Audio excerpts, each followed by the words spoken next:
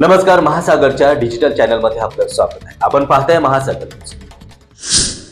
बघा, महाराष्ट्राची संस्कृती आहे की जे लोक चांगली कामं करत असतात ते एकमेकाच्या विरोधात जरी विचारामध्ये असले तरी त्याचं कौतुक करणं ही आपल्या महाराष्ट्र राज्याची संस्कृती आहे।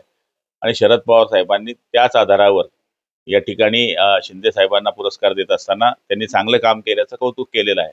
पण बाकीच्या लोकांनी असं कामच केलं नाही आणि न करता सुद्धा ते टीका करतायत। मला तरी असं वाटतं की उंची गाठणाऱ्या माणसाची ज्यावेळेस सत्कार होतो त्यावेळेस या लोकांनी टीका करणं ही हास्यास्पद बाब आहे आणि विरोधाला विरोध करणं एवढाच धंदा त्यांच्या आयुष्यामध्ये राहिलेला आहे। कधी चांगली कामं केली नाहीत, चांगली काम करण्याची मानसिकता नाही, मराठी माणसांकरता काम करण्याची इच्छा नाही, हिंदुत्वाचा मुद्दा या लोकांनी सोडलेला आहे।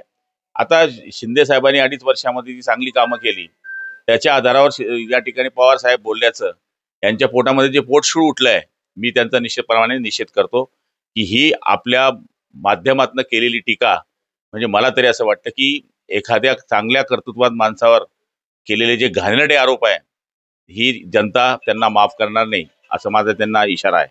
हो, राज्याचा जर विचार केला तर राज्यामध्ये कुठे ना कुठे ऑपरेशन टायगर सुरू आहे, आपण कसं बघताय?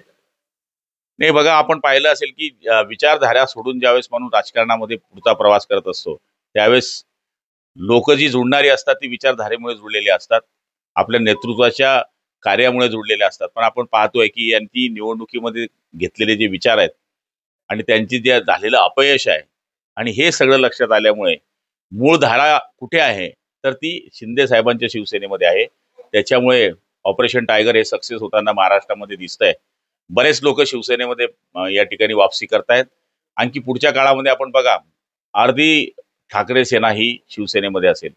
निश्चितच भाऊ, जर काल बघितलं तर शिंदे गटातर्फे खासदारांना काही गेट टुगेदर देण्यात आलं, त्यामध्ये ठाकरे गटाचे खासदार देखील त्या गेट टुगेदरच्या कार्यक्रमात उपस्थित होते।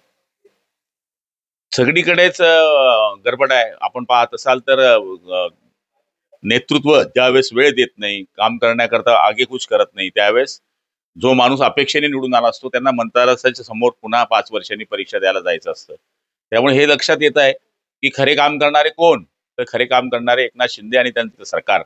त्यामुळे बरेच खासदार हे ठाकरे गटाचे खासदार आमच्याकडे प्रवेश करतील असं मला स्वतःला वाटतं। चंद्रकांत पाटील यांनी सरकार शेतकऱ्यांच्या पाठीशी नसल्याचा आरोप केला आहे। आपण शेतकऱ्यांसाठी दंड ठोकून लढण्यास तयार आहोत असं सांगत सरकारला आव्हान दिलंय चंद्रकांत पाटलांनी। आपले मुक्ताईनगरचे आमदार जे चंद्रकांत पाटील यांनी शेतकऱ्यांची बाजू ओढत असं म्हटलंय की बाबा राज्य सरकार जे आहे शेतकऱ्यांसाठी काम करत नाही, असं म्हणत त्यांनी एक प्रकारे सरकारला घरचा आहे। हे बघा, ते शेतकऱ्यांच्या भरोश्यावर निवडून आलेले, त्यामुळे शेतकऱ्यांची बाजू घेणे त्यांचं कर्तव्यच आहे। पण तरी सुद्धा जर त्यांच्या काही कामं राहिली असतील तर निश्चितपणाने पालकमंत्री म्हणून त्यांची विचारपूस करू आणि त्यांची कामं करण्याकरता सरकारकडे पाठपुरावा करू आणि त्यांची नाराजी दूर करण्याचा प्रयत्न करू। काँग्रेस पुन्हा जोमाने काम करेल असं विजय वडेट्टीवार म्हणतात। जोम कधी येईल तेच बघायचं। लाडकी बहीण योजना असेल, त्याचप्रमाणे धान्य मोफत योजना असेल, यावरती काल कोर्टाने ताशेरे ओढलेले आहेत। कोर्टाच्या बाबतीमध्ये बोलणं मला वाटतं उचित होणार नाही, कारण की शेवटी कोर्ट हे चे आदेश सगळे आपण मान्य करत असतो, त्यामुळे कोर्टावर बोलणं उचित होणार नाही। महाराष्ट्रातील तमाम घडामोडी जाणून घेण्यासाठी आजच आमचं चॅनल सबस्क्राईब करायला विसरू नका आणि बेल आयकॉन क्लिक करा।